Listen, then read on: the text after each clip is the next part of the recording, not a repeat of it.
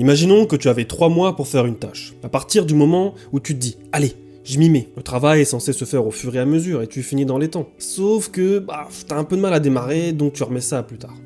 Puis tu te retrouves dans cette situation. Ouais, c'est la procrastination. Tu t'es toujours considéré comme une personne flemmarde. Pourtant, t'es aussi une personne hyper ambitieuse, n'est-ce pas? Faire 10K par mois en se branlant les couilles. Moi c'est pareil. Sauf qu'en ce moment, j'ai vraiment aucune motivation.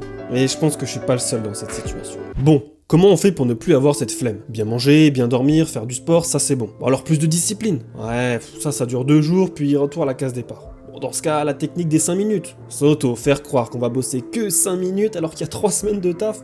Non mais t'es débile ou quoi? Non, faut vraiment qu'on règle le vrai problème de cette flemme en profondeur. Et ChatGPT, il dit quoi?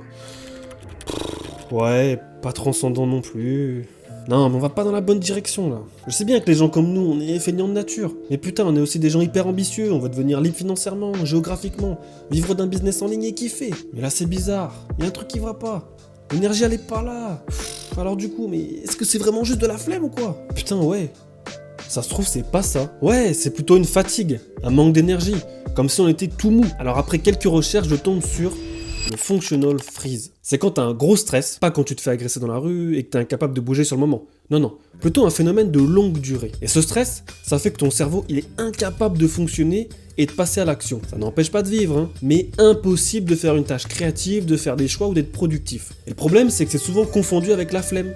Alors que la cause est différente, c'est le système nerveux qui est touché. Et moi, d'un côté, quand je ressens cette fatigue, je me dis « Allez, prends une pause, souffle un peu ». Et de l'autre, la culture de l'hyper-productivité me dit « Non, faut que tu bosses plus !» Et du coup, j'ai le cul entre deux chaises, au final, je fais ni l'un, ni l'autre. Le truc, c'est qu'être flemmard, ça peut aussi être une force. Tu te la butes pour trouver des raccourcis et tu vas plus vite. Mais on vit dans un monde qui glorifie le travail acharné, quitte à se tuer la santé. Sauf qu'honnêtement, qui a envie de construire une vie qui demande à travailler sans fin ?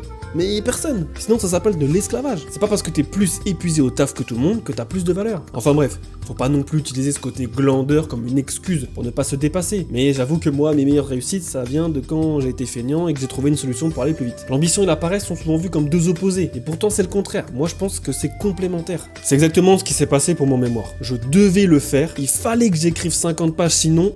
pas de diplôme, mais ça ne voulait pas. Functional freeze. Que ce soit l'encadrant du mémoire, un pote qui essayait de m'aider ou ChatGPT, et je l'ai regardé comme ça.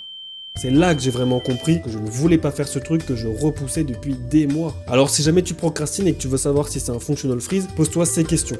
Et si la réponse est oui, alors bingo, faut prendre un peu de repos. Mais si la réponse est non, le problème vient d'ailleurs, parce que t'arrives à t'y mettre ici et là, t'avances doucement, mais t'avances. Sauf que ça fait chier d'avancer doucement alors qu'on a des objectifs ambitieux. Toi aussi ça t'arrive de glander alors que tu dois bosser, ton environnement ne te stimule pas, ton quotidien n'est pas fun, et t'es tout seul. Je vais te dire une chose, le plaisir il est dans le partage. C'est vivre des aventures avec des potes et kiffer le voyage plus que la destination. Et personnellement, j'ai trop goûté à la solitude. Déjà j'ai pas de frères et sœurs, ado j'étais livré à moi-même pendant le divorce de mes parents, et pendant mes études, pareil, j'étais seul à vivre dans des studios loin de ma famille. Et ça c'est pas bon du tout. Dernièrement, j'ai bossé avec un gars pour m'aider dans la création de mes vidéos. Et j'ai vraiment vu la différence, ça m'a redonné de l'élan. C'est la théorie de la base sociale. On est conçu pour vivre en communauté. C'est pas pour rien que les réseaux sociaux ont des milliards d'utilisateurs. Alors que tout seul, tout paraît plus difficile, plus énergivore. Je pense que c'est vraiment primordial de partager son voyage. Parce qu'en vrai, la destination, on s'en fout un peu. Ça changera pas grand chose si t'apprécies pas le chemin. Et dans le docu Netflix 100 ans de plénitude, les secrets des zones bleues, ils expliquent qu'une bonne vie sociale, ça aide à vivre plus longtemps et être plus heureux. Mais le problème, c'est qu'on n'a pas toujours la situation idéale. On peut pas avoir la meilleure des vies sociales. Moi, je sais que par exemple, je suis bloqué